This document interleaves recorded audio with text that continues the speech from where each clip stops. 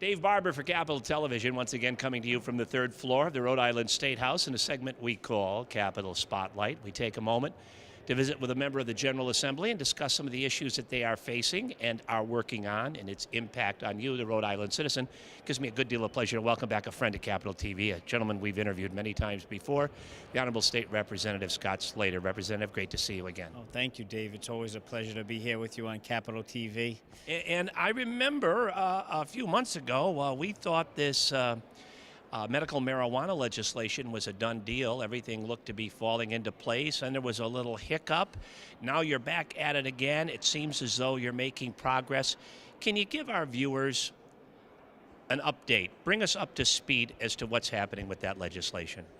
Well, as you know, my father is the original sponsor of the legislation for medical marijuana in the state. I think it passed in 2006, and then in 2009, he was able to successfully override Governor Kacheri's veto for compassion centers. In those compassion centers, they went through a number of hearings at the health department, and there was 3 centers that were approved, and in turn, Governor Chafee held those licenses up for concerns over the federal government intervention and other concerns that he had. So did that send you and your colleagues back to the drawing board to tweak that legislation a little bit? A little bit. I mean, the governor had asked for that, that we come back and work on the legislation and maybe lower the amount of plants and the amount of profits that these compassion centers can have, because he felt like that was causing some concern within the federal government. So in turn, we met with the governor's office, his staff, and we, with myself, Senator Rhoda Perry, the leadership, the Speaker, and Senate President Teresa Paiva-Weed, and also the other workers and people that helped out on this, which has been great.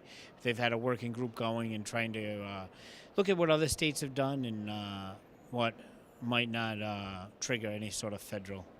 Now, are you confident, Representative Slater, that we're going to have these compassion centers? Do you think we're back on track? I'm confident that we'll have some sort of form of compassion centers. I'm not sure in the end when we're going to have committee hearings to vet the bill and to try to see if the current compassion centers can make a viable compassion centers with these. But I feel very confident. I think the legislation will pass, and hopefully the licenses will be issued. You know, you mentioned your father, and gosh, I have so many fond memories of interviewing him. In fact, I think I may have had the last interview with him before his death as a result of his succumbing to cancer. And he battled cancer for 4 or 5 years, as I recall.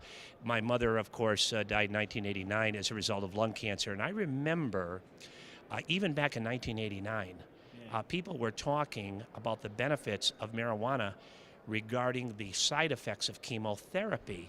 And I know how much this meant to your dad, because we talked about it at length. Obviously, if this legislation finally gets concluded, it would certainly make him very proud. Yeah, it would be wonderful. My father, who the bill was named after, also Rhoda Perry's nephew, who suffered from AIDS, I believe.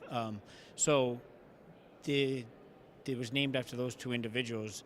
My father never had the benefit of taking advantage of that, but it would be wonderful for his memory and the work that he put in on this legislation. And I think, too, that most people watching right now probably know of someone or have had someone in their family that has dealt with some devastating disease where the chemical components of the marijuana can actually ease the symptoms and give them a better quality of life. I think appropriately named compassion centers, because that's really what it's all about. Yeah, I mean, that's the important thing. At the end of the day, whatever form we have of compassion centers, the most important thing is that the patients can have relief and safe access to medicine that is extremely important to them. I mean, there's so many people that get benefit from marijuana for their ailments, whether it be glaucoma, cancer, AIDS, various diseases. And I've heard from so many patients that receive relief from medical marijuana, and I just want to give them a safe place to obtain the medicine. Well, Representative, on a personal level, you took that baton from your father and have continued to run with it. I wish you and your colleagues in the House, as well as the Senate support you've received, and wish you the very best of luck as you move forward. Thank you, Dave, and hopefully we're successful. Thank you so much for talking to us, and most importantly, we couldn't do it without you, the viewer. Thank you so much for watching Capitol Spotlight from the third floor of the Rhode Island State House. My name is Dave Barber.